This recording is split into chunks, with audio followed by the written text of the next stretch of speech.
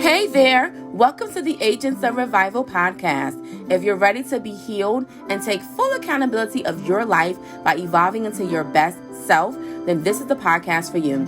I am your host, Andrea Griffin Rogers, and I'll share with you winning steps as well as personal tips and anecdotes on how to go from brokenness to wholeness and from scattered pieces to inner peace. So come on in and join me on this healing journey, and let's become whole together. Enjoy it!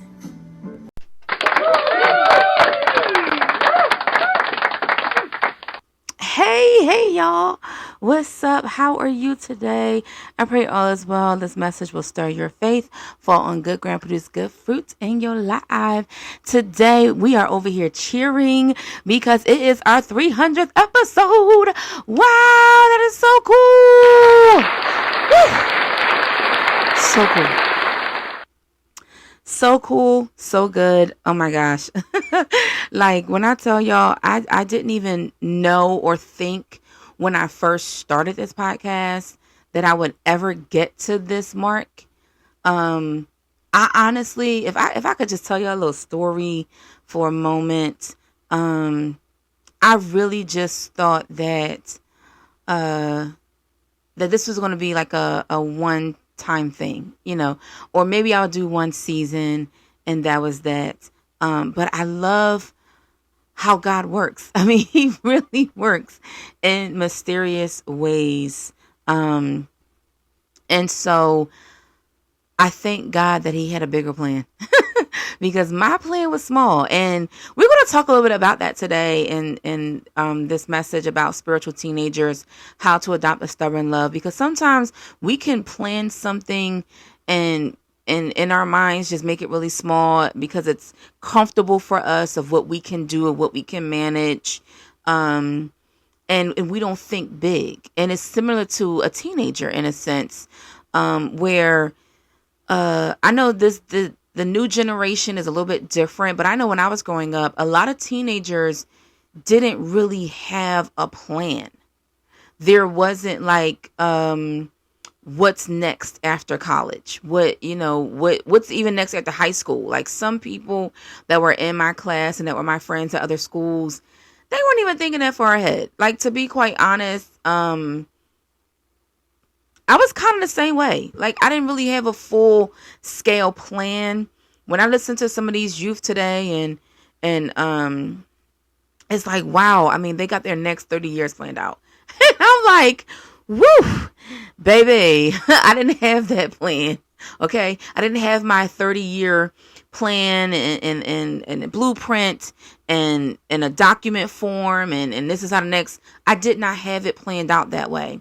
And so I was just living life according to that day and then lived in life the next day and so forth and so on. I had a roundabout idea of what I wanted, in terms of certain goals I wanted to have in my life before I died, but it wasn't like, oh yeah, within the next 4 or 5 years, I want to do this and I expect to accomplish this and I expect my savings and my 401k and like, I didn't have all of that planned out at all.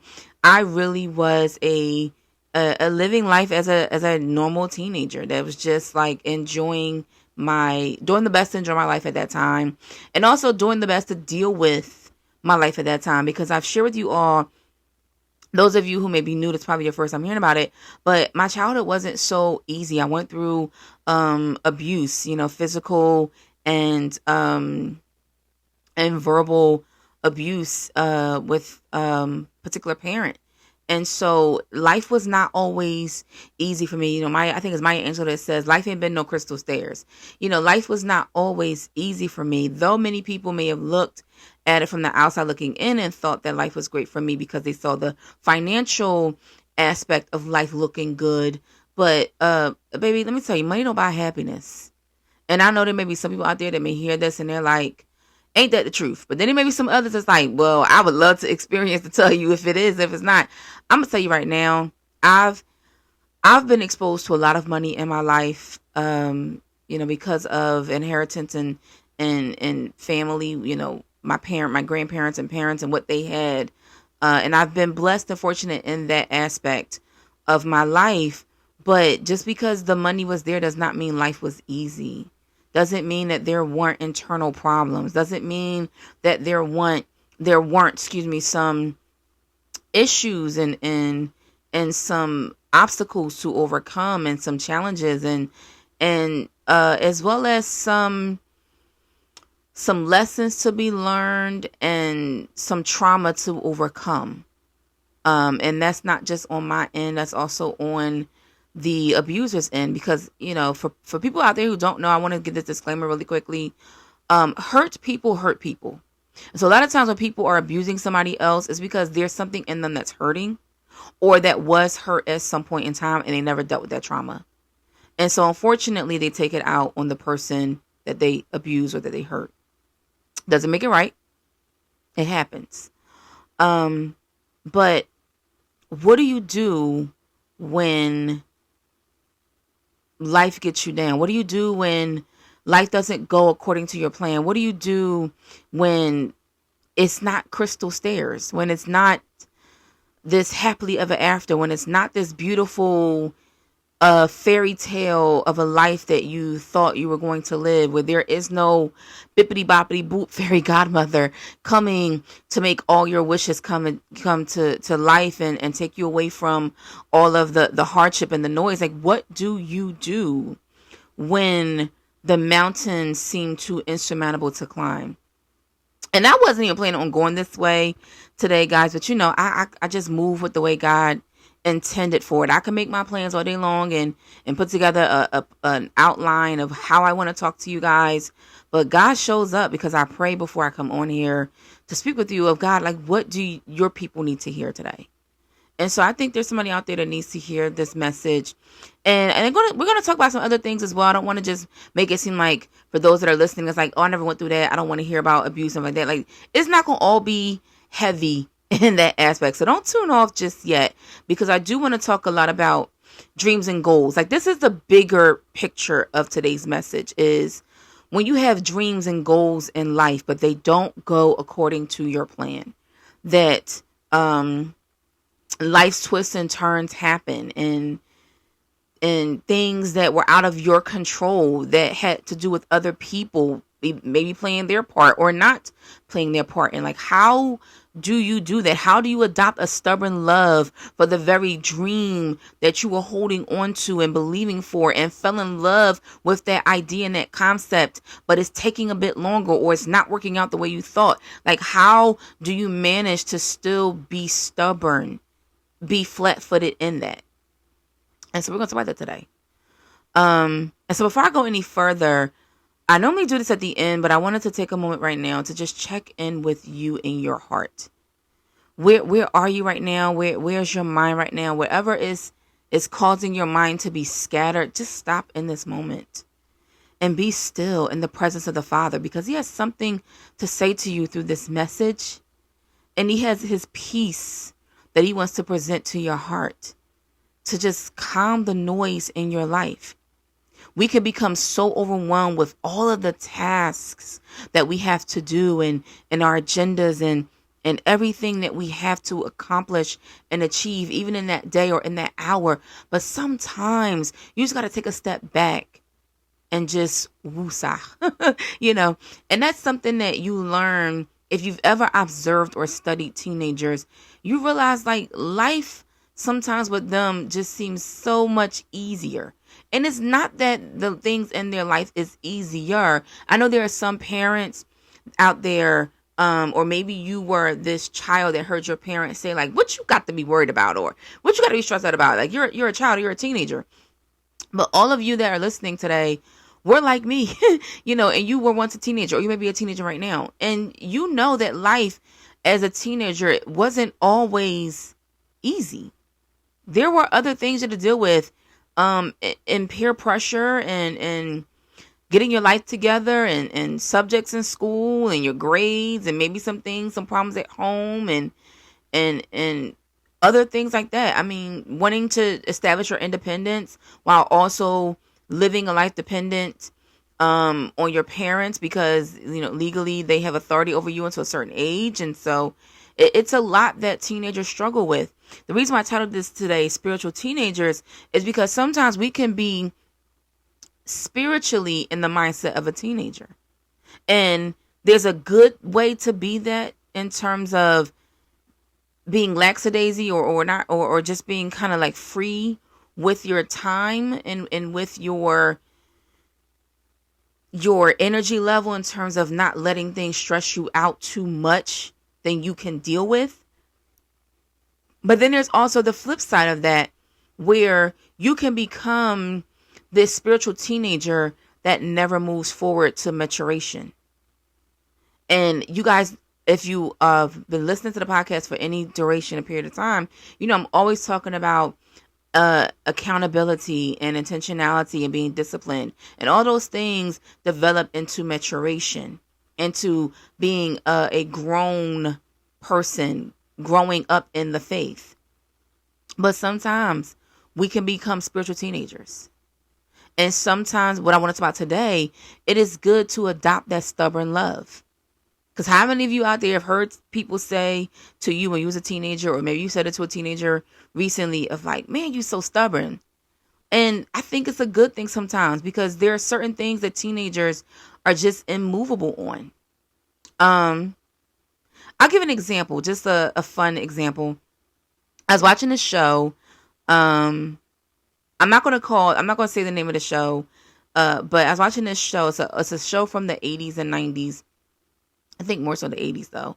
And it's a show about college students. And so if you know, you know. But it's a great show about college students and college life and what it was really about. And so at a particular time, speaking of like podcasting or radio, one of the students had a radio show, and they wanted to play their favorite music. And so they're all teenagers, want to play their favorite music by their favorite artist.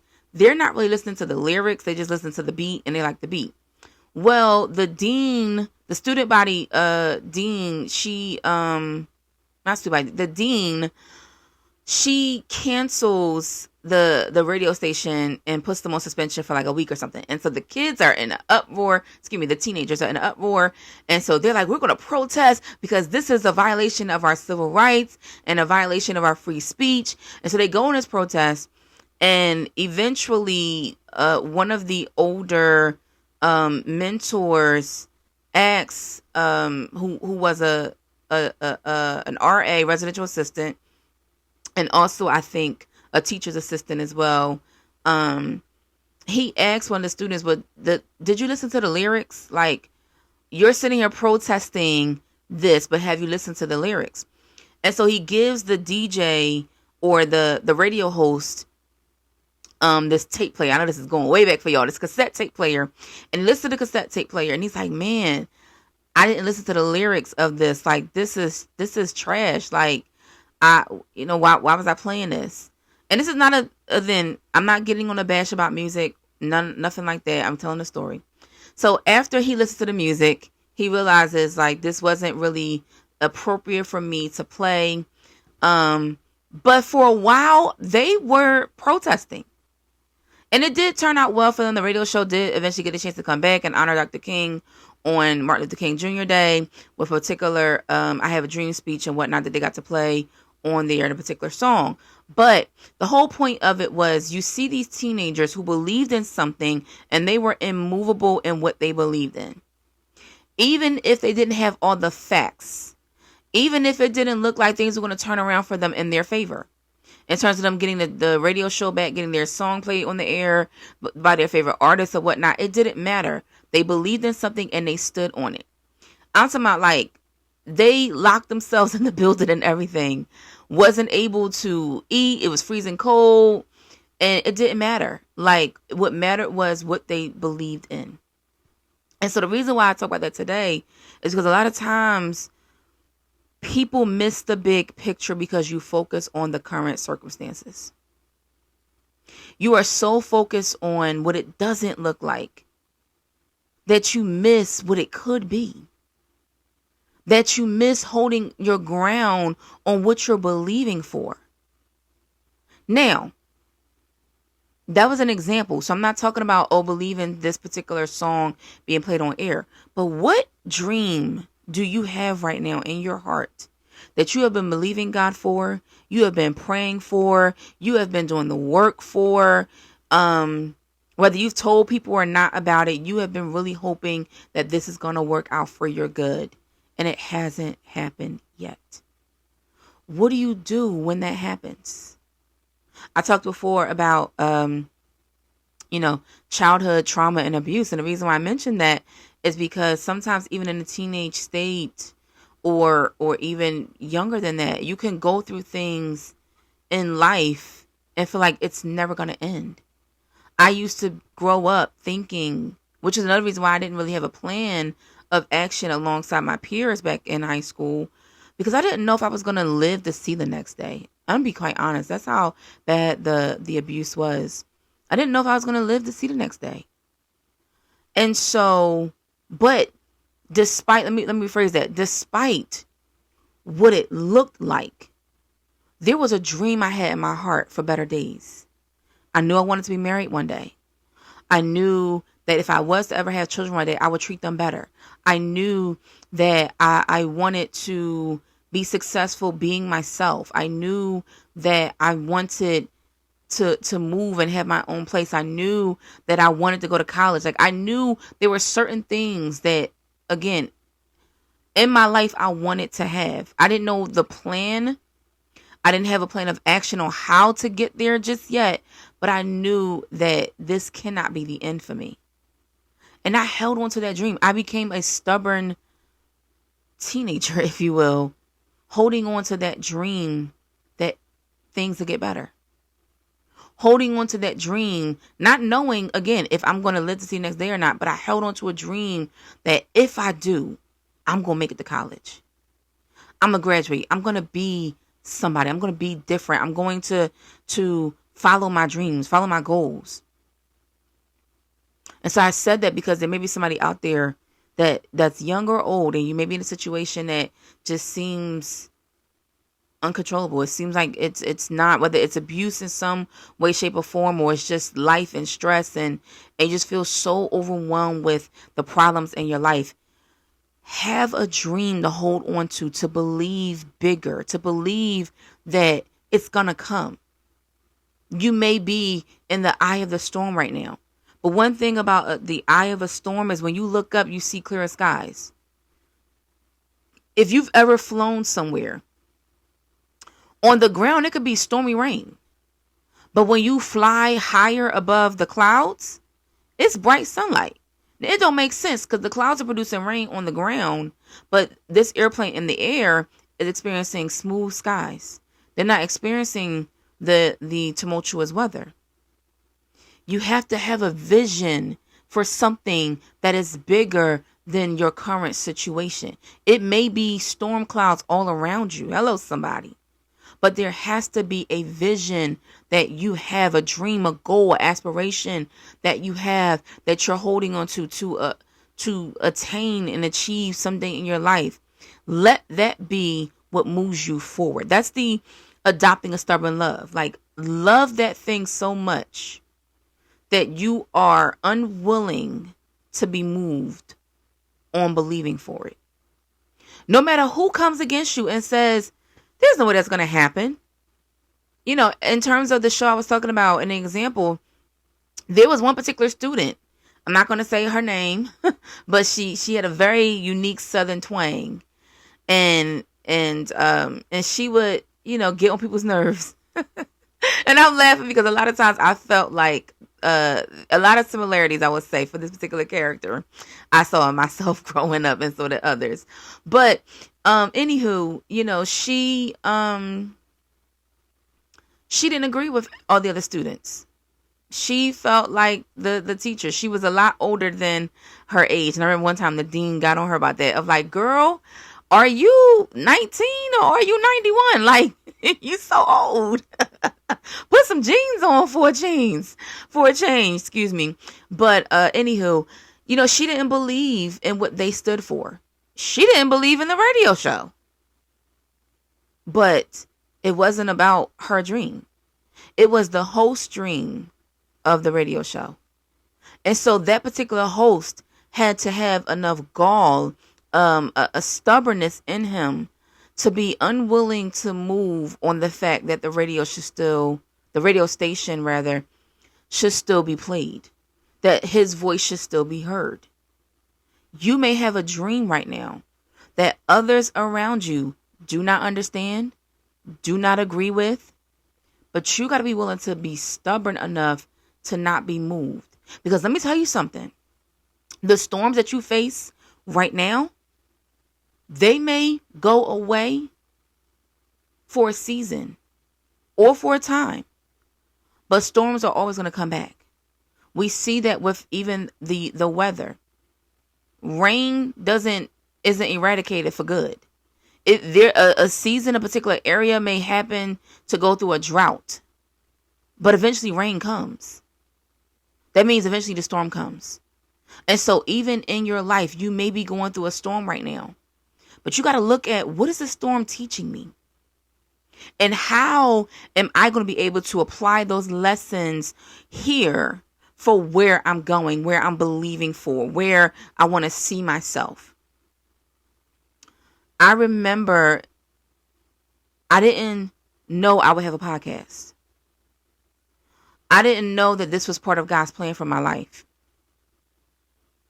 But there was a time before I got here where I had to fight for my voice.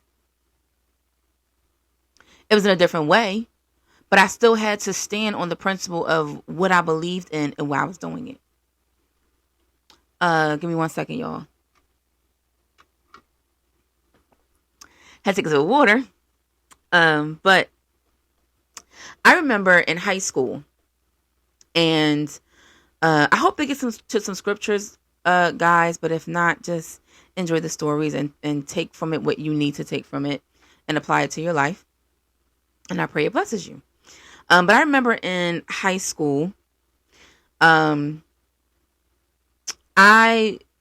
me give a backstory really quickly. So ever since I can remember, I've always been writing short stories, writing poems, writing journals. I've always been writing since I was a little girl. I have countless amounts of books that was given to me by family members to write. So when I got into primary school or grade school, depending on where you're from, I had joined the school newspaper at that time. It was a school newspaper.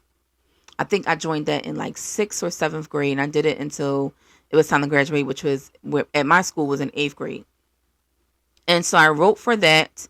And then when I got into high school, I still kept writing, but I wasn't willing to write for the school until one of my teachers, my English teacher, came to me, one of them, and he said, "You're such a great writer, Andrea. Would you be interested in writing for the school magazine?" And I wish I could say I told him, let me pray about that. Because you know how some of us church folk do. We be like, ooh, you don't want to say no right away. We just want to say, let me pray about that. But I didn't say that per se, but he was very persistent in the fact of all of the essays and the things that I had to write for his class were always so well thought and put together. And so he was like, I really think you're a great storyteller. I think you have something to say. I really want you to share your voice with the rest of the student body. And so I was like, okay.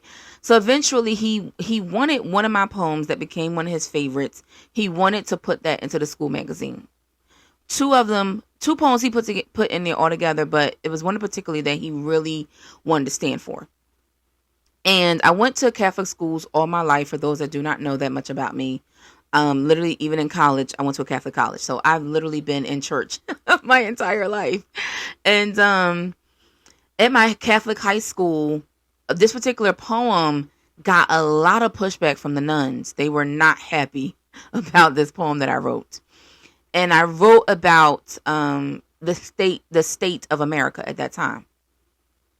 And so they were not happy about it. And they wanted to omit or edit a lot of what I wrote in that poem. And I remember feeling so crushed because I was dealing with a lot of hard things at that time. And so to have this teacher tell me that he believed in my writings was like the one positive thing that I was kind of holding on to. And I was very happy for. And it made me feel a little bit better about all the darkness that was happening in my life, my personal life at home. And so when I was getting a pushback from the teachers and the nuns and the principal, who was also a nun, it just made me feel even more like my voice is not necessary, or my voice doesn't need to be heard. There's nobody who wants to hear my voice, so I should just be quiet. This is why I keep my writings to myself. So I thought at that time. And it was the teacher who actually started to teach me the lesson of have a stubborn love. You love writing, don't you? Yes, my answer was. Then believe in this. Like, help me fight for your writings. And so he did, and he pushed back. And so eventually they did renege on it, and they went ahead and released the original writing of my poem. And it was interesting because back then I didn't know that all these years later, and I was in high school from 2001 to 2005. So I didn't know back then that in 2014, 2024, 2024, I didn't know then that I would be fighting for my voice and what I'm doing now. But I've learned to stand flat-footed here because I was learning the lesson back then that then carried on. And you guys see me talk about this a lot, where you have to learn how to connect the dots in your life to see the beautiful tapestry that God is painting of your life. Because everything is connected. You may not think it's connected because it doesn't make sense, but it better make faith. It may not look like there's a reason why you're going through this storm right now. Or there's a reason why people are coming against your dream right now, or your goals right now. Or it's a reason why things don't look like what you're hoping it'll be. But you got to be stubborn enough. Be willing to be unmovable, basically. Be a rock. Be willing to be the heaviest boulder you could possibly be, to not be moved off of your stance to believe in your dream. Because there's going to be a lot of testing that's going to come against that dream to see, do you have what it takes to manifest it? Do you have what it takes to see it into fruition? Do you really want it? How bad do you want it? You're going to see that in a way play out, and the testing come, and the storms come, and the people coming against it, hit after hit after hit. Because God is trying to see, how bad do you want the thing that he told you is yours? How bad do you want it? The word has to be tested. The dream has to be tested. And if it's a dream that you had, but then the test came and you walked away and you're like, okay, forget it, then it wasn't deep enough. You didn't really want it that bad. But when it's something that you know, without a shadow of a doubt, no, I really want this thing. My brothers and my sisters, you got to be stubborn about it. You got to stand flat-footed. You got to adopt that spiritual teenager in you, even if you're like 50, 60 years old. You're like, child, I ain't been a teenager in God knows how many years. Okay, well, now is your opportunity to tap back into that younger version of yourself. You guys used to hear me say all the time, and I still do every now and then, how is that little girl, boy inside of you doing? Because there's still that little girl or that little boy deep down inside of you. You got to tap back into him or her and adopt that mindset to say, you know what, I will not be moved from what I am believing in. Because people are going to come against it. And so even now, I've had to deal with, and I don't mean now this very moment, I just mean like in recent years, I've had to deal with pushback and people coming against the way I teach the gospel and the things that I share. And, oh, maybe you shouldn't say that, or you shouldn't share that, or maybe you should do it this way or that way. And I've had to adopt this stubborn love for the will of the Lord in my life. And the assignment that he gave me, that means the dream, the goal he gave me, to say, I will not be moved. I know you don't understand it. I know it may not be your cup of tea, but you have the option to turn me off. And I don't mean silence my voice. I mean, you can push pause on the Agent of Rival podcast. You can unfollow. You can unsubscribe to the Andrea from Rogers YouTube channel. Like, you don't have to listen to it. There are thousands, millions, billions of voices out there. You have the option to go to somebody else that you feel will feed you if you're not being fed here. And I had to realize, you know what? The people coming against me, Even family members, I don't have to falter on the assignment God gave me because they don't understand. I love what I do. I love that God called me to it. I love that God's bringing me through it. And so I have to, excuse me, stand flat footed, not being moved, regardless of what comes my way. 1 second, John. Let me take a sip of water.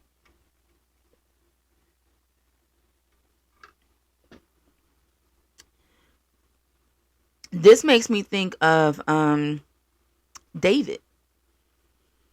You know, everybody knows the story of David and Goliath, but if you read the rest of First Samuel and Second Samuel, both of those books in the Bible, and there's some parts of Chronicles and whatnot that you see, David didn't have it so easy. I mean, if you go and open the book of Psalms, you see some of his prayers and poems that he wrote. Like, it wasn't always easy. Life wasn't no crystal stairs for David. I mean, going back to how he became anointed as king in 1 Samuel chapter 16, his daddy didn't even invite him to the table. I mean, could you think about it like this, and to modernize it for you guys? Think about if you hear, or not even hear, your family, your mom and dad, or your spouse, whatever, they get an invitation from the president of wherever you live, or the king or queen wherever you live. And because we are worldwide, amen, somebody. So, you get a call that they're coming and they're going to appoint you to a high position in their cabinet or in their court. Or let me rephrase that. Somebody gets the call. Now they're looking for you, but they don't know your name to come after and find you. So they connect with somebody else who know you, but the people who know you don't even call you. They don't call you to come to the feast. They don't call you to come to the party. And so here's this party, here's this feast happening, and you, like David, are out in the field doing what you always do, whatever it is that you do. Working on what seems meaningless right now, but that will eventually be a lesson that you're going to need to take to the next level. So he was a shepherd tending to the sheep, tending to the flock. It's the reason why the Bible talks a lot about sheep and gives the equivalent of sheep and people, because we are just alike. We need a shepherd. We need someone to guide us. And so you're tending to whatever your assignment is in that moment. And here's this feast, this party going on. And they only invited the ones who they thought were qualified to do the job. The ones who they thought, oh yeah, this the person this the favorite of the family. Now, for one, of course, check your heart posture. That hurts. Like, it's interesting how the Bible does not break down how David felt when he finally got the call to come in, because the king or the person who was to come to take him to his next level realized he wasn't in the room. How would you feel? I mean, come on, wellness check-in moment. How would you feel? Let's be honest, my brothers and my sisters. You'd be hurt that y'all done through this party, y'all done through this feast, and then I'm an afterthought. But we see David's character more than we see the words of how he felt in that moment. When he was called to come to the feast that had already been taking place, that had already been going on. I mean, they've been partying for a couple hours now with the king, with the president, and then they call for you. And don't even give you time to go clean up. Because we don't hear or read, rather, that David gets a chance to go wash up and put himself together. So you come out of the sweaty fields among the smelly sheep, and you got to walk right in front of the president or in front of the king or queen.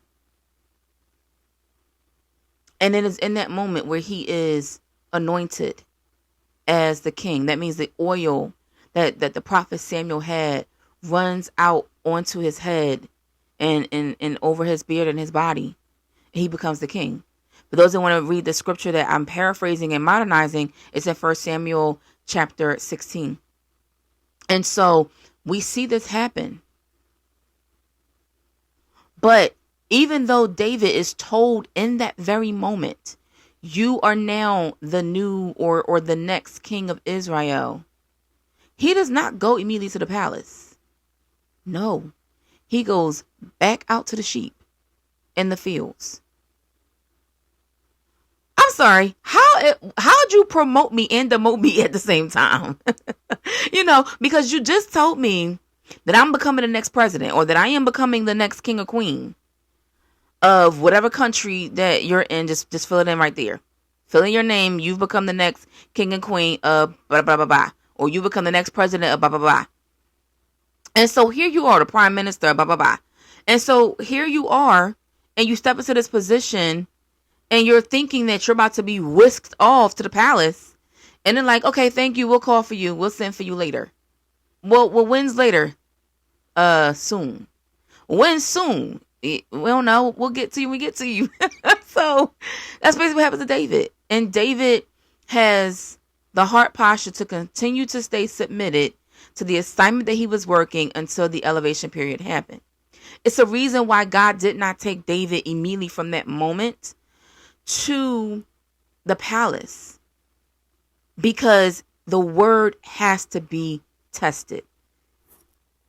Ladies and gentlemen, I don't care what your dream is, what your goal is, what you are aspiring to. Tests come to see if you are ready to go to the next level. It's just like in school. To see if you qualify for college, a lot of times I know here in America, they used to make you take your SATs. To see if you qualify to go to the next level, no matter what school you're at, there's tests that you have to take throughout the entire school season or semester to see if you mastered the knowledge that was given to you by the instructor. It's the same thing with the test in our life that comes our way.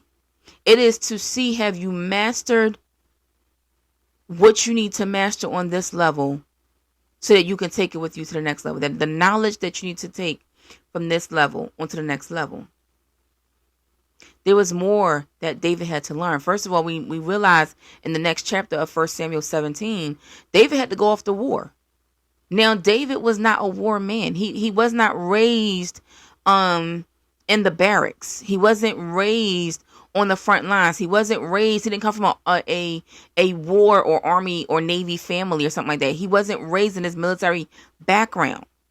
So there was more to being a king than just being able to manage the sheep or manage people.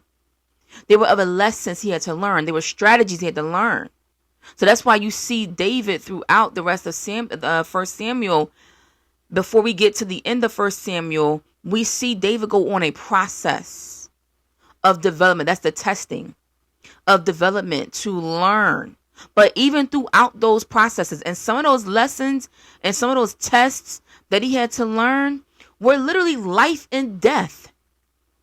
Because the current king, which was King Saul, who God basically stripped of that anointing as king to place it onto David, which was the next king, he didn't want to be replaced. So now you already have a title or an appointment for a level that is already got warfare there. And so when David does get a chance to come to the palace, Saul tries to kill him every chance he can get. This is more testing, my friends. This is why you have to adopt a stubborn love. Because if David did not adopt a stubborn love to fulfill the assignment that God placed on him to be king, to see that dream basically mature and to come into fruition, to be birthed, to be manifested into the earth, if he did not adopt this stubbornness to keep moving forward despite what came his way, we would never have had a King David.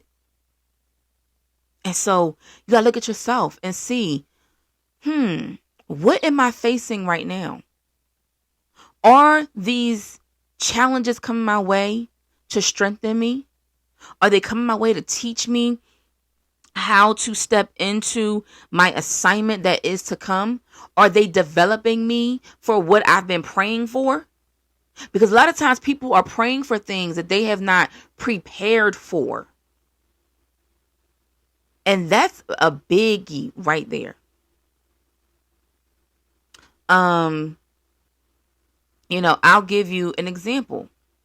Had I not spent my years preparing for the challenges that I would face with teaching the gospel through my story, the way this is the assignment that God gave me, that I do through this podcast and several other avenues, had I not, even years prior to God giving me that word, prior to God giving me the assignment, there were tests that came to test my voice, to test my integrity, to see, will you be moved from what you believe in? But I had to be willing to stand flat-footed in faith and believe, even when I didn't know what was going to come of it. I did not know 10 years ago that I would be here doing a podcast. I had no idea. The first inkling of a podcast idea came to me, I want to say in 2019. But in 2014, I had no idea that I would be doing a podcast. None whatsoever. Honestly, I didn't know I was going to be doing anything in ministry at the time. That was not the trajectory that I saw my path going. But that's why it says in the Bible that we can make our plans, but the Lord determines our steps. Because it also says that for he knows the plans he has for us. Plans to prosper us and not to harm us. Plans to give us a hope in the future. He knows the plans that are up ahead in the future. And so a lot of times when we're going through things in our lives, we feel like they're temporary, but we feel like it's never going to end. Like, this is meaningless. This situation is going on for right now, and it has no divine purpose or no bigger purpose. But it does. And eventually you will get to the point where, as I have, you'll look back and you'll see, wow, connecting the dots. I look at how God showed up there and how it helped me to be prepared for here. I look back on all the times where I had to fight for my voice and how it prepared me to stand flat-footed here to do my assignment, regardless of all the negativity that's going to come, regardless of the warfare that's come. I mean, I tell you, you must love it to endure the warfare. And that's why I say to you, like, if you don't love it, you'll leave it easily. Because you'll see no purpose in it. So that's why it has to be tested to see, how bad do you want the dream that you have? For those out there that want to be married, my brothers and my sisters, how badly do you want to be married?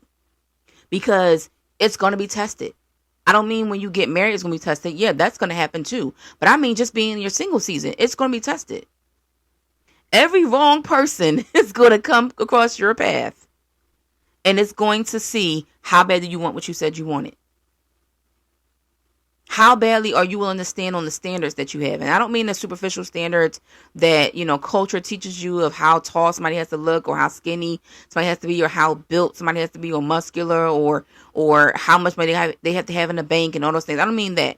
I mean, like, if for example, if you say, I want a person who, let's start with the basic foundation. I want a person who believes in Jesus Christ, who has them as their Lord and Savior, who has a prayer life. You're going to be tested with people who don't have that. Ladies and gentlemen, I don't care if you're a man or a woman out there. You're going to be tested with a woman that's going to come along and she ain't going to be all about Jesus. She may like Jesus, but she don't pray. And it's going to be like, okay, how bad do you want it? Are you willing to just accept this because it's like half of what you prayed to God for, or are you believing God for the whole thing? Ladies, same thing. You're going to encounter somebody. I remember a time, for example, because I've always known I wanted to be married. I've always known that. And I remember there was a time where I would get so many different guys that would come my way. And it'd be like, what? Why do I keep attracting this type of dude or that type of dude? And I used to think it was something wrong in me. And I will say this disclaimer. Sometimes it is something broken in you that you need to fix in order for the unbrokenness to stop coming to you. So sometimes you're attracting who you are. And it's a reason why you're not attracting who you want to become. Because you haven't done the work on you yet to become that person. To then attract the person who you want to be with.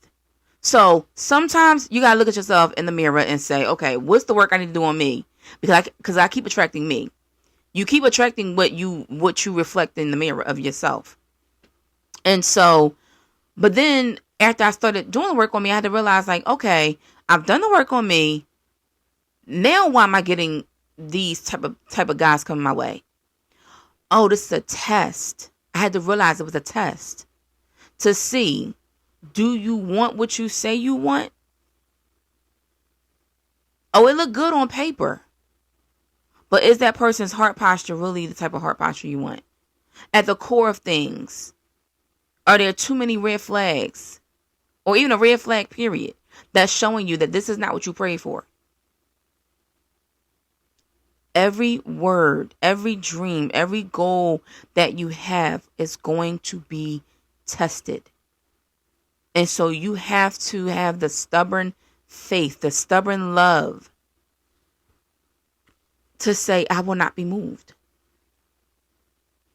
There were many options growing up for me to leave the abusive situation. And I don't mean leave it in a good way. I mean like leave it in a bad way. I used to struggle with suicidal thoughts. And I've talked about this before on this podcast. But I had to eventually make up my mind to say, am I going to believe that God's going to get me through this and show me greater up ahead and really get me to that greater up ahead? Or am I going to just take this way out because it seems easier, it seems quicker? I had to have that stubbornness to believe in what I was holding dear to my heart. And you got to be willing to do the same. I saw an example once before where somebody was in a not healthy living situation in marriage.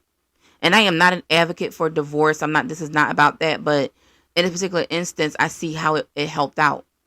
And a particular person was in such a bad place that let's say they prayed about it. They prayed about it and God gave them the strategy on how to leave. And so they came with a plan of action. And then from that plan of action, they left. And things have turned out much better for them as a result. Now, they got to that point because there was a stubbornness in them that said, there has to be more than this. You must have more for my life than enduring this. And as a result, they also learned some lessons. And you may say, well, how can abuse teach you lessons? Well, I would tell you one of the biggest things that any abusive situation can teach you is how to be better. Absolutely. It can teach you what not to do, how to be better, how to extend grace onto others, how to extend love onto others, how to talk to people because you knew or you seen or you experienced how somebody talked to you in a negative or manipulative way. It teaches you how not to be because you're able to see how nasty it looks in somebody else. So that's one lesson it teaches you. And so you notice how I though I've given examples, I haven't pinpointed what dream you may have because all of us have different dreams. different goals. Some people may want to be a doctor. Some people may want to be a lawyer. Some people may want to own their own home someday. Some people may have the dream of being debt free, and that's like the main dream and goal that they're holding on to. Some people may have the dream of wanting to leave an inheritance to their children's children, because there are some seasoned saints that listen to this podcast, and I thank y'all for y'all support. And what I mean by seasoned saints, for those of you that are older, is people that are 60 and over. Excuse me. Some of you that are younger is people that are 60 and older. And so you may be somebody that's 60 and older right now, and you're listening to this podcast, and you're like, I really have a dream to leave an inheritance to my children's children. I have a dream to leave something to my kids, and not just my debt. Don't give up on that dream just because it doesn't look like you thought it was going to look by now. Give it to God. Believe for it. This draws me to my 3-point takeaway.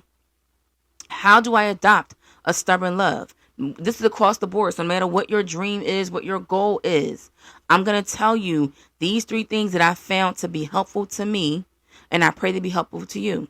Number 1 is have a goal in mind that you want to achieve. See yourself there, see yourself in it, or see yourself owning it. Whatever that dream is that you have. So for this particular example of my senior saints or seasoned saints, if you want to leave an inheritance, you want to leave something to your children or your grandchildren, see yourself already having done it. See yourself mainly not seeing yourself dead. I mean, seeing yourself already having it. So if it's like, I want to have a house, I've been renting all my life, and I want to have a house to leave to my children, then see yourself already in that home. How are you decorating it? How what rooms are allocated to what? Like, really envision yourself there. If it's the money in the bank, okay, then envision and plan out. Write it down. Without a vision, people perish. But it also says in the Bible to write it plainly on a tablet, so that a runner can take it and run with it. Excuse me. That's in Habakkuk chapter 2, verse 2 and 3. God wants you to write it down. You must have a plan. He's not going to just give it to you because you have an idea of it in your mind. Bring it out of your mind and into fruition by writing it down on pen and paper. And it may seem silly for this particular example. It may seem silly to plan and prepare for a house you don't have. But then again, how bad do you want it? Because all dreams seem silly until it becomes reality. It's a song that I love. Oh, I can't think of the person. I think that person's name is Keith Green. And he wrote a song years ago called He'll Take Care of the Rest. It's a Christian song. And he basically breaks down in a beautiful, lovingly fun way different people's stories in the Bible. And if you've never heard that song before, then you can Google it, YouTube it. He'll Take Care of the Rest by Keith Green. And so in the story, he talks about Noah. And he says, like, Noah probably looks, I'm paraphrasing here, but he's like, Noah probably looks silly building that ark until it started raining. And if you go back and read the book of Genesis, you realize, like, everybody laughed at Noah because they're like, why are you building a boat? Why are you building this huge boat for all these animals and whatnot? Like, it's not going to rain. It's not going to be that type of storm. We've never seen a massive storm like that before. Why are you preparing for that? That makes no sense at all. They laughed at him. They ridiculed his dream until the storm came. And when the storm came, they outside swimming, trying to get to his door. And he in there having a good old time.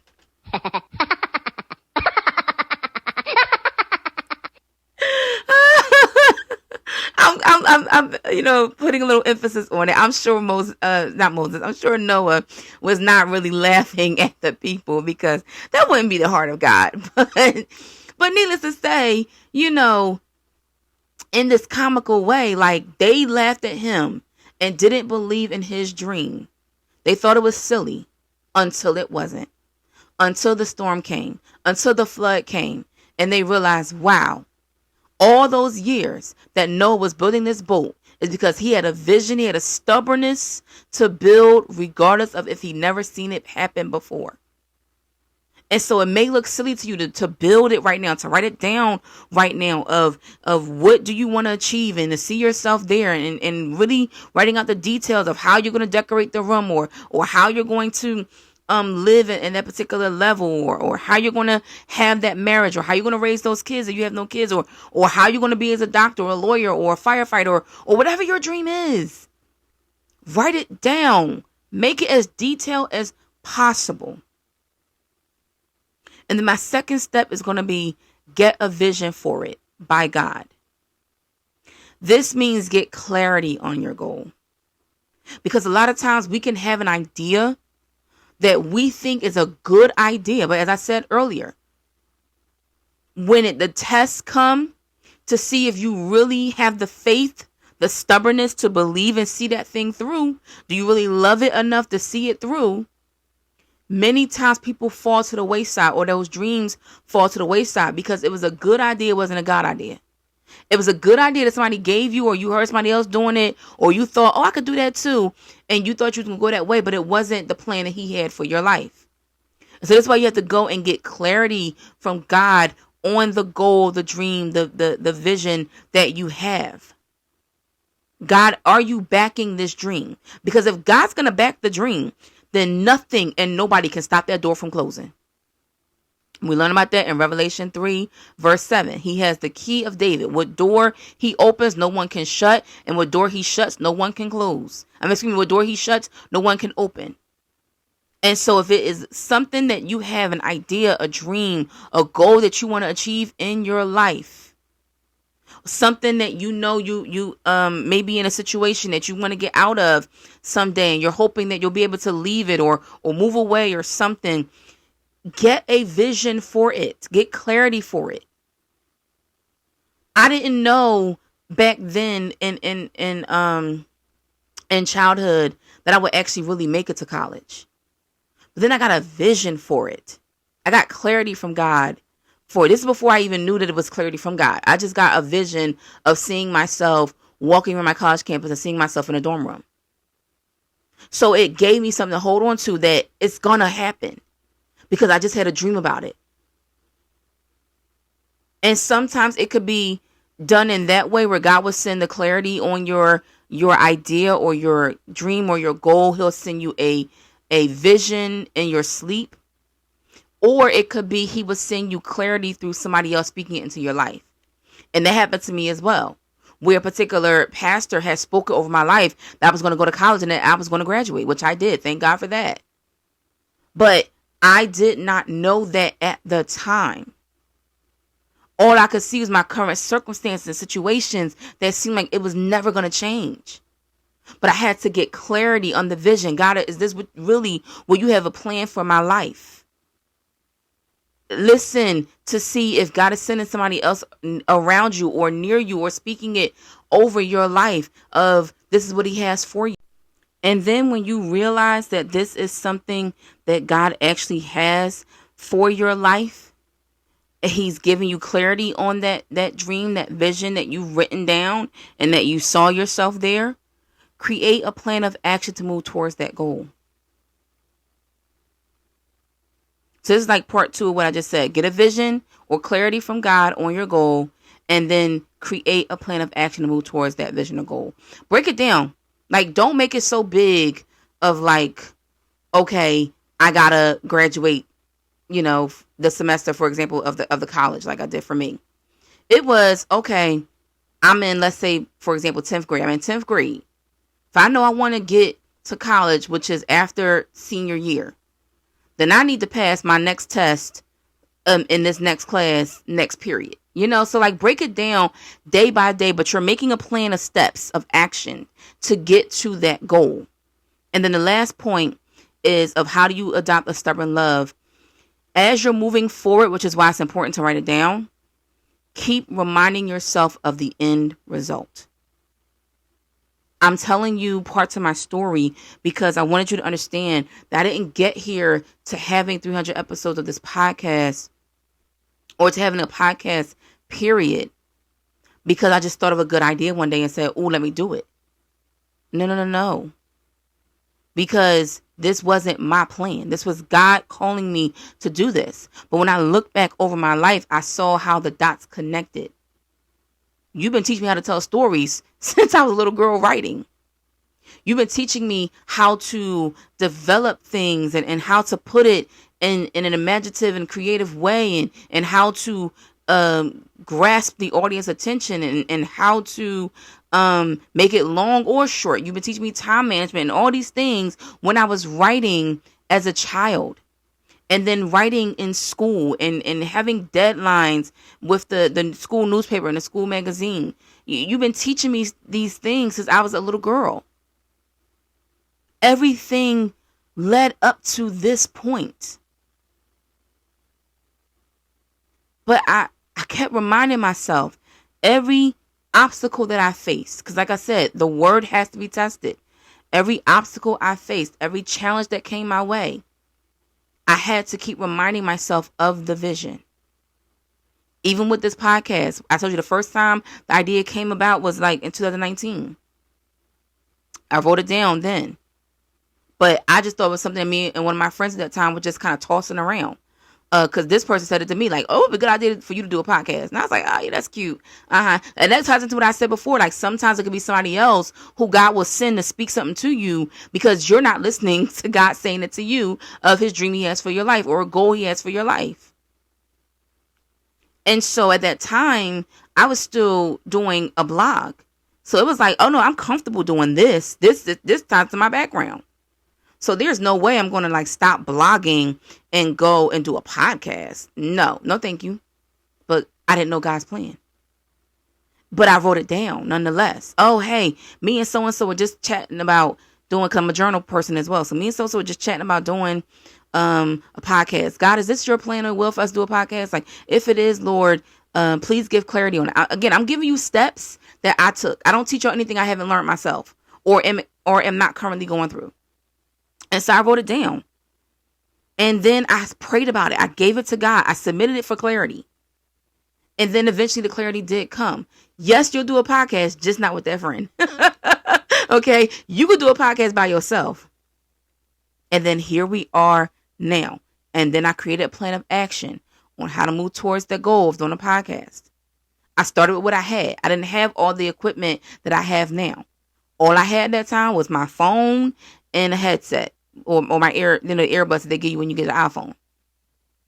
That was it. That's all I had. And I made do with what I had until the equipment and everything else came. But God doesn't call you to start something that you don't have the qualifications or the resources to do right now. Doesn't mean that there isn't more that you're going to need along the way. But when he tells you to start or begin, he's asking you to just take that first step. And sometimes the first step is just writing it down. What is it that you want to do that you really believe in God for? Have you written it down? Or is it still in your mind and you're still just praying about it? Without a vision, the people perish. That also includes, another translation talks about without a plan of action. You must have a plan of action because God is not going to bless you or give you something if you don't have a plan for it. If you're not moving towards that goal.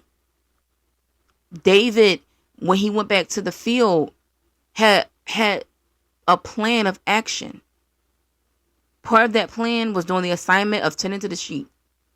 But then when it got to the battlefield about to fight Goliath, he was able to tell the plan of action on how he was going to defeat Goliath based on his experience in the previous season, or rather the previous chapter of him being with the sheep. Oh, well, whenever a bear would come or a tiger would come and try to take the sheep, I would club him to death, or a lion rather than a tiger. A lion would come, I would club him to death. I would do whatever it took to defeat the beast that came to take my sheep, that came to attack my people, basically. I would do whatever it took to make sure that whatever I could get my hands on, I used to fight off the attack. And therefore, I won the war of protecting the sheep. So now came the time for him to win the war protecting the people, protecting the troops that were on the front lines to fight Goliath. But he took what he had in one season. And because he was stubborn enough to stay positioned but focusing on the dream, focusing on the goal, but still learning what he needed to learn here. Not getting too consumed with there. Because he was going to eventually get there. He was going to eventually get to the palace. But sometimes you got to grow up here. That's why I titled this Spiritual Teenagers, How to Adopt a Stubborn Love. Sometimes just learn on the teenage level. Because on the teenage level, you got to learn to adopt this stubborn love, this stubborn faith, this stubbornness to persevere, basically is what I'm trying to say. You have to adopt the perseverance of loving what it is that you have a dream for in order to achieve it. Because the tests and trials are going to come your way. Are you able to stand flat-footed to persevere through those storms? I hope you are. And so, I didn't do much scripture reading as I thought I would today, but I really do hope that you were able to receive what you needed to receive from this message. Thank you for listening and joining me on this journey. I pray that you adopt a stubborn love. Whatever your dream is, don't give up. Do not give up. It's going to be tested. There are going to be people that's going to come against it. There are going to be people that are going to say negative things about it. There are going to be people who you love and are close to you that will not understand you or why you're doing it. But as long as you have faith to believe in the end result, and you've written it down and you've prayed over it and you have clarity from God that he's going to manifest it, the Bible says that he that has began a good work in you will be faithful to complete it until the day of Christ Jesus' return. And so until we see the sky crack and Jesus Christ returns, that means that God still has a time and a plan for your life to manifest exactly what the dream is that he has in store for you. So keep moving forward. Keep believing for it. Even if others laugh at you. Remember, Noah eventually saw the rain and the flood. And those people who didn't prepare, they drowned. But Noah's family survived because he did the work. No matter if nobody believed or not, he believed in it enough. He was stubborn to see it manifest into fruition. So may the Lord bless you and keep you, cause his face to shine upon you. May the Lord God be gracious to you, show you his favor, and give you shalom, give his peace. Take care. Love you guys. See you next time. Bye now.